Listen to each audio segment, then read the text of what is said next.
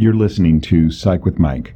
For more episodes or to connect with the show with comments, ideas, or to be a guest, go to www.psychwithmike.com. Follow the show on Twitter @PsychWithMike or like the Facebook page @PsychWithMike. Now, here's Psych with Mike. Welcome to the Psych with Mike Library. This is Dr. Michael Mahan, and I'm here with Mr. Brett Newcomb. Are you lonely? I oftentimes feel Would you know lonely. if you're lonely? And is there a difference between being alone and being lonely? Oh, yeah, because you can be lonely in a crowd. All right. And you can explain it, because that comes up in therapy all the time. Yeah. So being alone just means there's nobody else in the room. Right.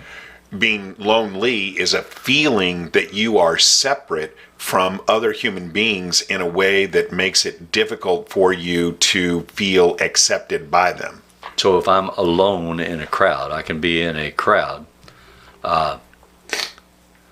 especially if there's a crowd like a tent revival in the South that's having an emotional, orgasmic response to whatever it is they're dealing with. And I'm just sitting in the back looking and watching, and I'm not feeling it, then I'm alone in that crowd. But not lonely, necessarily. Yeah, I don't think I would be feeling lonely. I'd be watching thinking, what the hell's wrong with these people? Right. Because I don't get what they're getting. I don't feel what they're feeling. Right, but if you were in the crowd and you felt separate, and even though all this stuff was going on, and you felt like if you tried to be a part of what they were doing, you would get rejected.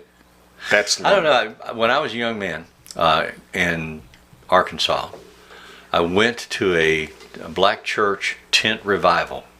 They were having a revival all week in this little country town, and I happened to be stationed in that little town for the week. And in the evenings, I would go to the revival. And it was so culturally different from anything I'd ever experienced. But the people in that tent would dance and sing and quiver and shout, and the preacher would preach and sing. It was rhythmic. It was beautiful. Yeah. But I wasn't feeling it. I was watching it and trying to understand it and trying to be appropriate. So this is kind of tangential. Yeah. Is that the only revival you've ever been to? Yes. Okay. See, I grew up Southern Baptist, and so I've been to revivals. Yeah. But none of them like that? No, but very much. I mean, in the middle of June or July, it's 110 degrees outside. There's no. These are intense. They're not refrigerated. Yeah. Did they pick up snakes? Oh, we didn't do snakes. Yeah. Now that is obviously I've seen people do snakes. As have I. I've never physically been present when someone was doing that. Yeah. But the laying on the ground and undulating and speaking in tongues, I mean, that's my wheelhouse. Yeah. And it's weird to me that people haven't done that. People talk about revivals in a way that feels to me very dismissive and very judgy. But because that is an experience that I've had. I think as you move up out of the American South and South Central Plains, even the revivals become a little bit more intellectual and less emotional, less vibrant. At least that's my biased objective. But again, that was tangential. So your point was that you were at this revival and you felt separate from what was going on. Because I was white in a black tent, full of black people who were having emotional releases that were magnificent to observe. Right. And might have been to feel, but I didn't feel it. But you didn't feel the transcendence of the religious experience. No. Did you feel accepted by the group? Did you feel? Yeah. And that's why you weren't lonely. So to be lonely, there has to be a they perception. Were very welcoming. They were very accepting. Yeah. Once they saw that I wasn't there to be negative in my interactions. Right. Well, and I've always gone to black Southern Baptist or non-denominational churches. I mean, that's just that's my religious experience from being very young, and so that's just what I prefer. And I think they would have been accepting. It had, no matter what. I think they're just accepting, unless you stood up and started to try and make, a real spectacle of yourself. And I think that's genuine and sincere. In the modern American spirit of appropriate wokeness, Yeah. should we be saying Afro-American? Should we say Black, Negro? I don't know. Southern Baptist. And I know that everybody says, "Oh, I don't see color." Everybody has their own. This is the problem with being woke. Zion, AME. Is that every individual has a different expectation of how they want to be treated. Right. And I'm okay with that. I will treat you however you want to be treated, but you have to give me the wide berth of telling me how you want to be treated before you can expect me. You can't expect me to read your mind and know that in advance. Well, don't get lost on that path. Yeah, but regardless, so you weren't lonely because there wasn't a perception of rejection. So I don't know, because we read this article, and it was in this deeply scientific journal called the Psychology Today, which I always find intriguing, pablum for the masses. Mm-hmm. But it was about childhood trauma causing adult loneliness. Right. And the contention in the article was, if you experienced the unavailable mother, the unavailable object, the negative rejecting object as a child, Mm-hmm. the terror that you would feel as a child would be such that even though you didn't die, you survived by learning how to isolate yourself, to go inside, to not feel things like abject terror or fear, anxiety. So you learned to function. Then as you survived and grew and got older and learned social interactions and skills and so on and developed, you developed with this capacity to be alone in a crowd, this capacity to not emotionally resonate with others, but to stay within yourselves. And so this article was talking about that as a form of loneliness that comes to therapy regularly. People come and say, I'm lonely, I can't connect with people. And they think it's useful, this concept, to go back and explore any childhood formative experiences that would teach you those survival skills that may have stuck at a subconscious level as an adult. Right. And try to engage those and see if you can learn how to change them. But I think the concept that revolves around is a perception of either not fitting in, being rejected, or not having your needs taken care of. But you start somewhere. And the contention of the article, as I understood it, was you start in early childhood. Sure. In the relationship between the object or the mother and the infant. Because in early childhood, that perception was accurate. Yeah. You weren't getting taken care of. Your needs weren't getting met. And so you internalize that and you generalize it to the population at large, thinking that the population is never going to be able to take care of our needs. But so as you develop then and grow, that child that was not nurtured, didn't have the accepting mother, that learned how to go inside a shell, I think somewhat regularly becomes the bullied child in school or in society. Or the bullier. Often. So I think often they are both. Yeah. Well, I think that it's both sides. I think those are the same, the opposite sides of the same coin. I agree. So I think that insecurity leads people to be bullies. It also leads people to be victims. Yeah. So you try and be a bully to create the illusion, the delusion of control. It's called identification with the aggressor. It's a defense mechanism. Yeah. And we use it if we need to. Those are things that we learn. But they are in service of keeping you alone, not contaminated by the corruption or contagion of others. So, however you define that. Well, they have the ultimate result of keeping you alone. I think it's in service of reducing anxiety. So I'm anxious, and I'm anxious because I don't think I'm going to ever get my needs met. So what I'll do is I'll go be an aggressor, and that way people will bow. One path forward. Right. Another one is to just teach yourself not to feel things. So you don't get caught in the rhythms of emotional flux. Right. So if you go to a tent revival, and the emotional flux is one of the main things that you can experience there, you can be right in the middle of it and not feel it. Right. And or cheerleaders, football games, same thing. I mean, if you're caught up in the emotion of the crowd, then you're caught up in the emotion of the crowd. But if you're this kind of lonely person, if you learn how to avoid that risk, right, then you can go and be in that crowd and not be caught by those emotions. It also explains the concept that a lot of people have a hard time with if you don't engage in the behavior, which is cutting or other forms of self-harm, right, where people engage in that behavior not as a way to hurt themselves, but as a way to feel something that they can't feel any other way. Right. And so people who have suffered this childhood trauma and have so completely cut themselves off from those feeling states, when they get to be in adolescence and adults, there's no other way to feel it's that. One of the more extreme manifestations of it. There are as many adaptive levels as there are people. And that's great language, yes. So these are, right, different adaptive forms of trying to deal with what Yes. is the same etiology, which is people who experience trauma as young people are going to find some way of being able to try and cope with that. So clinically, I have a client that comes in and they're rageful, and they've gotten in trouble with the law, with their job, with their family, what have you, for being rageful. Because once you get rageful, you're frightening to others, and sometimes you act out in ways that are dangerous to others.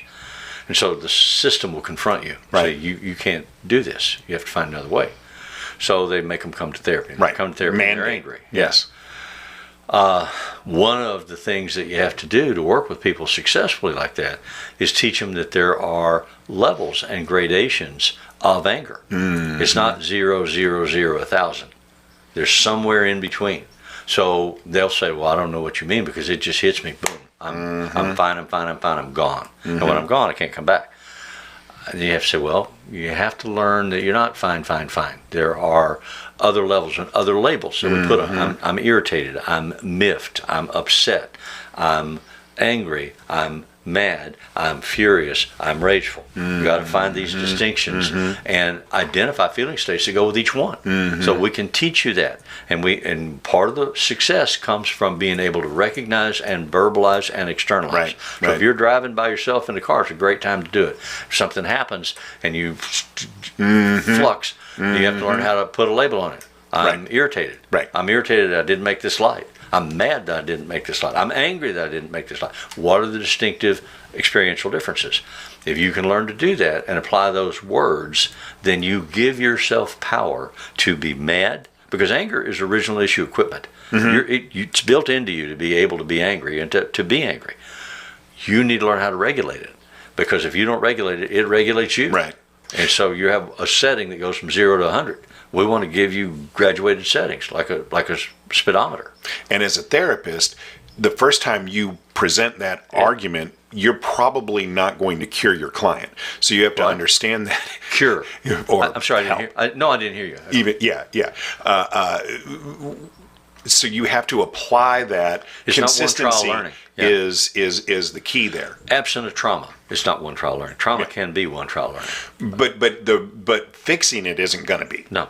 So while, yes, a traumatic experience can change the way that the person processes information after a single event, fixing that isn't going to be a single event. And so as a therapist, just because you have this well-crafted, really, really on-target intervention, Here's your doesn't 50, mean... that'll be $100. Exactly. Yeah. Doesn't mean that they're going to leave and they're going to be able to apply that all the time. I've had many clients who I've worked with exactly that scenario. They've been mandated to come, and they come into the office. They're saying, I don't know why I'm here. I don't understand why people just can't do the right thing. I'm trying to tell them what the right thing is. And, my response to that is, can you accept that other people may have a belief system that's different from yours? They don't even know how to wrap their head around that. I agree, I think. But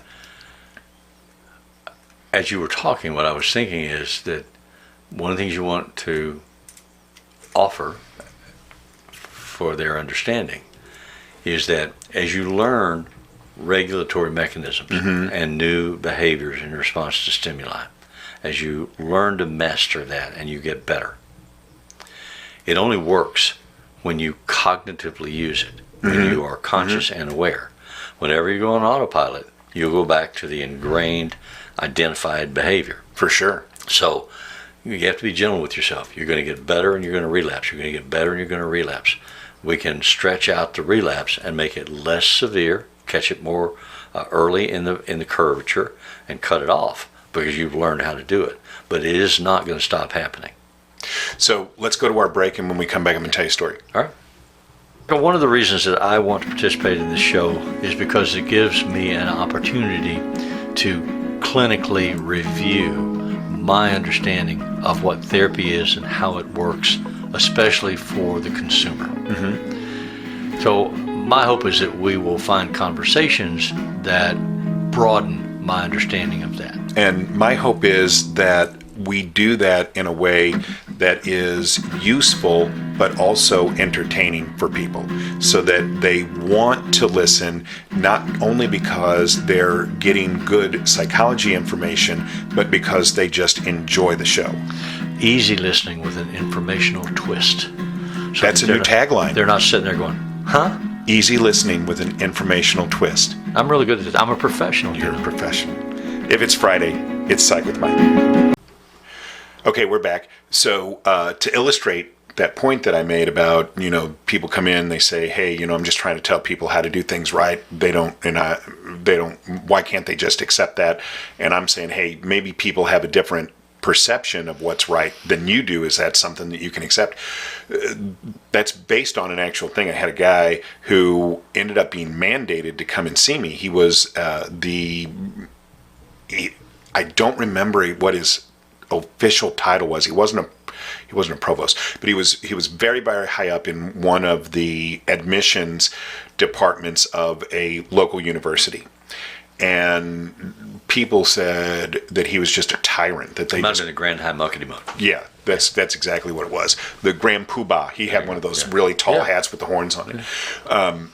And he came into the office, and basically that's what he led with is, I'm just trying to help people do the right thing. Why can't people just accept that? And that's what I started with him was, could it be possible? What do you mean rigid? Yeah. Could it be possible that other people think that doing things the right way is different, and could you allow yourself to entertain that possibility? You could still have policies about how things are done, but could it be possible that you would give people the latitude to think in different ways? And he just couldn't wrap his head around it. And this was not a person, he was not intelligent, he was not well educated, he was not, but he just couldn't wrap his head around this. And we worked for 3 months just trying to help him. You have to find the language they speak. I was just going to say, to find the language. An avenue in. For example, as an educator, a person who spent his professional life in educational systems, what's the basic concept behind education? The idea that people can learn and be different. And as an educator, you're a teacher, you teach them to learn and be different. So as an administrator, are you using your educational skills to work in your office? And are they working? Yeah. So let's get away from conversations about right or wrong, smart or stupid. Let's talk about what you're professionally trained to do. Are you being skillful in what you're trying to do? Would be the way that I would approach the conversation. And, so this is what I did. So I had reams of paperwork. This guy was going to get fired. And he was a big deal at the university, and he was going to get fired. And coming to see me was like the last stop before he was going to get fired. Out the door. And so I had all of this That's documentation. why they put the therapist's office right next to the exit. That's a good point. Stop by the therapist on your way out. so I had this reams of information, and I had just all of these documented encounters that he had had with subordinates. And so I just picked one and I said, okay, if so-and-so said blah, blah, blah, blah, blah to you, what would you do? He said, if that happened, that person would be terminated immediately.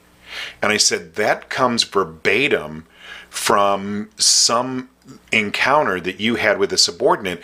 And he looked me dead in the eyes and said, that never happened. Yeah. So, I mean, you know, you not only have the battle of can we change how you think, we have the battle of these, a lot of times clients don't see. But another one of the arguments that is offered for the validity of therapy is that people interact in therapy in the same way they do in real life. And so they will challenge you in the same way they challenge other people. And you have to do the reflective listening and point it out. You're just doing to me what you're accused of doing to all these other people. And let's look at the behavior in the moment. And let's look at the power dynamics. Let's look at the emotions behind them. What's going on with you?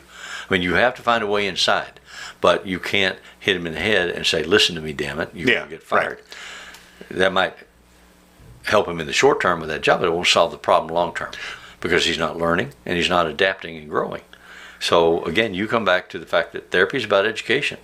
And you have to educate him to have the language and the mastery of the tools that he needs to change his own behavior. So what we did was, over time, you know, I related different stories, different examples that were in the paperwork, and I said, you know, until we found one that he actually agreed happened, and we talked about, okay, is that something that you believe would be appropriate for someone to say to you? And he said no, and we were able to use that as a jumping off point. So I have a question. Yeah. Completely off the topic. Yeah. As a therapist, as a clinician. Yeah. When you have a client that's really smart, really powerful in their outside life, and they're coming to see you, do you find it to be seductive to engage in showing them how smart you are, to match their smartness with your smartness?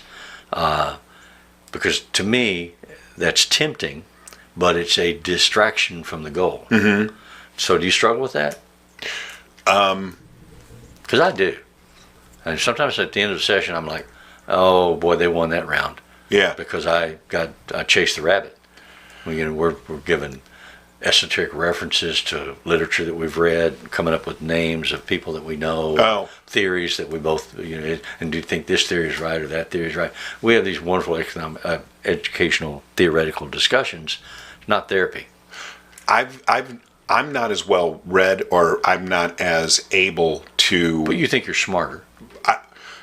I have never questioned the fact that I know more about psychology than any client that I've ever worked with. I had a new client come in one time. So I don't try and banter Shakespeare. Yeah. But I don't question the fact that I know more about psychology. Yeah. I had a new client come in, a man. It was forced to come in. And as men often do, he wanted to come in and have a pissing contest, so we knew who was in charge. And he told me whatever he told me. And at the end of the conversation, as we were getting close it down, the first session, I said, well, I've learned 3 things. I learned 4 things today. And he said, what have you learned today? I said, you're richer than I am. You're smarter than I am. You have more authority than I have. You're in my office. Yeah, exactly. And that's what I've always, you know, I don't know that I've ever, I wouldn't question whether or not somebody was necessarily more intelligent than me. I just know they don't know more about human psychology than I do. And in the end, they're in our office. And so if you pay the bill, you can come in and tell me all day how wonderful you are. Exactly. But that's not therapy. It is not therapy. Yeah. But it may be therapeutic.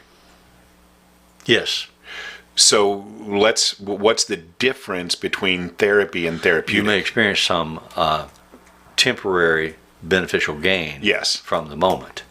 Like a sugar high. Right. But you haven't changed your life. So whenever somebody's trying to throw their weight around, Yeah. it's because they're insecure.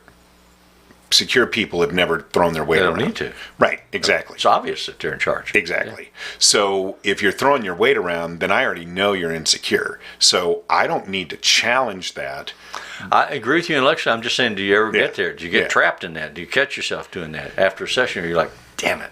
I mean, my intellectualization tends to be, I want to demonstrate my conceptual understanding of what we know about the human brain, and I get off on that. But Which it is isn't. not necessarily therapy. No, it is not. No. So that's what I catch myself doing. But it's not because I want to prove I'm smarter than you. It's just that I love that so much that I will run down that blind alley until I catch myself. But you're absolutely right. When I do catch myself, then I recognize that's not necessarily therapy. Now, Because as a client, if I came to see you and I didn't want to talk about what hurt, right. I didn't want to touch what hurt, I would learn very quickly the best way to do that is to ask you a question about your neuroanatomy. Right. And you do 20 minutes trying to teach me about all the axons, the neurons, the dendrites, the synaptic cleft, and we'd be out of time. Right. But the way in which the person, throwing their weight around is not therapy, but could be therapeutic, is that if You can vent safely to me and get your little payoff, but you can't do it at work well, or with your wife or with your kid. if we Your angry react adolescent. differently Yeah. to that person than anyone else has ever reacted, that's a change, and that's a way in. Yeah. So if they come in and they throw their weight around and we say, okay, but we're here to talk about why you were sent to see me. Or if you laugh Exactly. instead of shiver. Or even agree. Yeah, you're 100% right. I don't know why people don't listen to you. Yeah. So what we're trying to do is to create cognitive dissonance, the inability for the human brain to comfortably hold two conflicting thoughts. If we can present to this person something different, a reaction that's different than most people do, You have to find a way in. that can You have present to find a way to a break door. the facade, and then you chip away at it. But to just kind of circle back to this childhood trauma, we talk about this childhood trauma a lot. Trauma-informed therapy is a big deal in psychology today. I think we both agree that trauma and childhood trauma is a real thing. But what I'm wondering, I don't know if either one of us has ever gone on record from this, is there any way to fully rehabilitate someone from childhood trauma? I have to believe so. Okay. See, I would say no. I would say you can't ever not have had the trauma happen. The Right. only thing that you can do is to lay on top of that compensatory behaviors. I disagree. I think part of what we do fundamentally is help them learn to reparent themselves. So if as a result of traumatic experiences or traumatic parenting, they have wounded adaptive survival skills Right. that they can unlearn. Right. But having unlearned that as a skill, like, I don't use my left hand for this, I use my right hand for this. If we can reparent and change the script that they hear in their head, then they can evolve into someone that's not limited by the trauma. And so so that's what you believe. This is what I believe, which is that the original script is always there, and that it can't ever be deleted. Yeah. And so people are going you turn to the volume down, and you can replace it with a louder script. Until you are faced with some emotional situation that is overwhelming. Okay, I you're agree. always going It to goes back to what I said earlier. Then you catch it sooner and you go less Yeah. deeply into it. right, but you always have to be you're gonna have it. alert Yeah. that you're going to devolve to your most infantile coping strategies inversely proportional to the perception of the emotional intensity. So what that means is, okay, Please tell me. It made logical sense. I know, and the language makes sense to me, but it's not going to make sense to a client. You can't say that. The more intense, logically inverse to the proportional dynamic. I always explain it. The more intense, if I'm still here, if they don't check out, then that's a good point. The more intense the perception of the emotional presentation, the more infantile your coping strategy. Oh, so honey, you just make it so hard. So when the situation is emotionally intense, you're going to slip. And so you have to be aware of that, and you have to be on guard. Yes. Simplify it. Kiss it. Keep it simple, stupid. If you get lost in that stuff, you're doing what I accused you of doing, which is intellectualizing everything and showing me how smart you are. Quit doing that. Do therapy. I want to believe that both can be true. No, I know. One is a masturbatory experience. But or as Albert Ellis would say, a masturbatory, because for you it's a must. But the concept is valid. So the more... the concept is intellectually stable and... Yes. But so people, when we're talking about the childhood trauma, I don't believe that that's ever completely fixable. Yeah, I don't disagree with you. Yeah, and so people have to be on guard for that, and hopefully they do catch it sooner. Like, I know in 99.9% of the adult interactions that I have today, I'm very, very appropriate. But I can fight with my wife. Well, that's not an adult relationship. And there's only one adult in that battle. Yeah. Yeah. And it's not me. Well, I wasn't going to say that. So, go ahead. It's time to close it out. All right. If you would like to do us a favor and give us some kind of feedback, you can reach us on psychwithmike.com. You can send us a message. Let us know what you liked about this show, or ideas that you might have, questions you might have about something we've said in the past, or a show that you would like to see us do. We would love for people to give us feedback. You can go on the Apple Podcasts, find us there, and leave us a review and a rating. That helps other people find the show and is always beneficial. The most important thing, if you have not subscribed to the show on YouTube, please go to the YouTubes on the interwebs and find the show at Psych with Mike on YouTube and subscribe to the show. That is super, super helpful for us. The music that appears in Psych with Mike is written and performed by Mr. Benjamin DeClue. Do you have a closing word? Nope. As always, if it's Psych with Mike, see what I did? As always, if it's Friday, it's Psych with Mike.